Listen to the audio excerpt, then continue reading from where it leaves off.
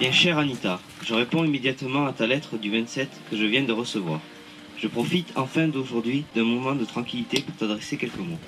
Tu vois qu'à mon tour, je t'ai fait attendre plus que d'habitude. Rien d'étonnant à cela. Je me suis trouvé en préparatif d'une attaque d'un assaut à la baïonnette.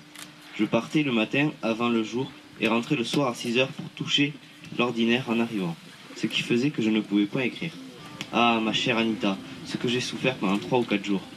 Quel jour du premier de l'an j'ai passé, accroupi dans un fossé très étroit dans la boue où l'on passait toute la journée, et encore se préparer à aller à la fourchette, chose qui m'a toujours effrayé.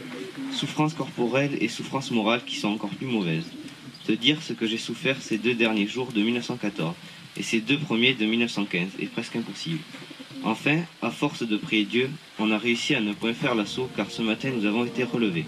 J'avais trop bien commencé 1914, il s'est mal terminé. J'ai mal commencé 1915, ma conviction sur la puissance du Très-Haut est que je le terminerai bien.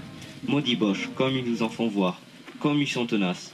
L'endroit que nous devions enlever est bombardé depuis 8 jours avec des pièces de gros calibre qui font voler la terre à plusieurs mètres de haut, parfois même on voyait voler des morceaux de fusils, de sacs et même d'hommes. Les officiers Boches vont jusqu'à attacher les mitrailleurs à leurs pièces. Les pauvres malheureux n'ont d'autres ressources que de tirer tant qu'ils peuvent. Et si on va à l'assaut, attendre qu'on les embroche, car maintenant plus de pitié si on les rejoint. C'est le seul sort qui les attend. Rien de plus pour le moment, 1000 bons baisers de l'année nouvelle, ton frère pour la vie Albert. Albert Mourguet, soldat matricule 05853, de la classe 1909. Né le 8 avril 1889 à Cocumont, sera porté disparu le 23 ou 24 avril 1918 à Hangar en Santerre, victime d'un obus. Lettre d'Albert Mourguet à sa sœur Anita, le 3 janvier 1915. Il y a déjà des quantités de morts dont certains sont embouis. On ne vit pour ainsi dire plus au milieu de cet enfer et de ces formidables détonations qui se succèdent sans interruption, augmentées encore par le strident sifflement des éclats d'acier, aiguisés comme des rasoirs. On sent une odeur âcre de poudre qui, mêlée à l'horrible vision de ce charnier, vous écœure. À ce moment-là, on n'est plus des hommes. On marche. Pourquoi? On ne peut le dire. On se jette soi-même dans la fournaise, sans avoir tellement conscience de ce qui se passe. Et à ces moments-là, notre esprit n'est plus avec nous. On ne pense pas à la mort, qui pourtant est là, tout autour de nous, qui nous frôle, qui nous touche. Non. On fait son acte de contrition bien sincèrement, bien du fond du cœur. Et notre pensée est là-bas, au pays, auprès des êtres aimés, de la famille. On semble vivre un rêve. On revoit sa maison, tout ce qui vous est cher. Et pendant ce temps, on suit le mouvement. On fait comme les autres. On marche vers la mort, ne se baissant même plus au sifflement d'un obus.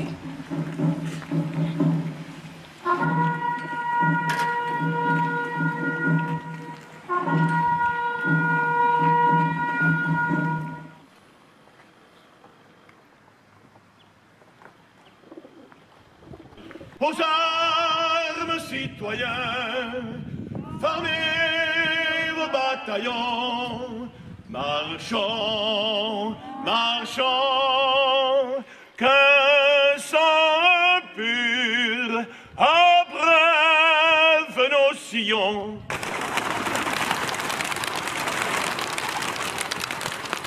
Alors, bienvenue à notre exposition organisée par Patrimoine Cocumontais et par Culturel. C'est une petite équipe très motivée qui a constitué cette exposition. Nous la dédions, comme nous l'avons écrit, aux 53 morts pour la France de Cocumont, afin qu'ils ne soient pas morts en vain. Vous pouvez être fiers de l'histoire de votre village. On a voulu retracer la mémoire de vos ancêtres, la mémoire de nos ancêtres, à travers cette exposition. Nous avons voulu retracer l'année 1914 car nous sommes l'année du centenaire de 1914. Donc cette exposition est beaucoup plus dédiée à 1914. Vous allez pouvoir découvrir l'histoire de la France à cette période et également l'histoire de votre village. Donc il y a d'une part des panneaux explicatifs sur tout ce qui s'est passé du point de vue des batailles, les enjeux, et puis il y a une exposition d'objets qui concernent la bataille essentiellement de Moronvilliers, dans laquelle un régiment de Marmandais était impliqué. Donc ces objets que vous voyez là sont des objets qui peuvent avoir été touchés par des cocumontais, des soldats cocumontais de l'époque. Il y a de tout, il y a des armes, il y a des gamelles, des choses personnelles, et il y a aussi des diplômes, il y a beaucoup de choses touchantes.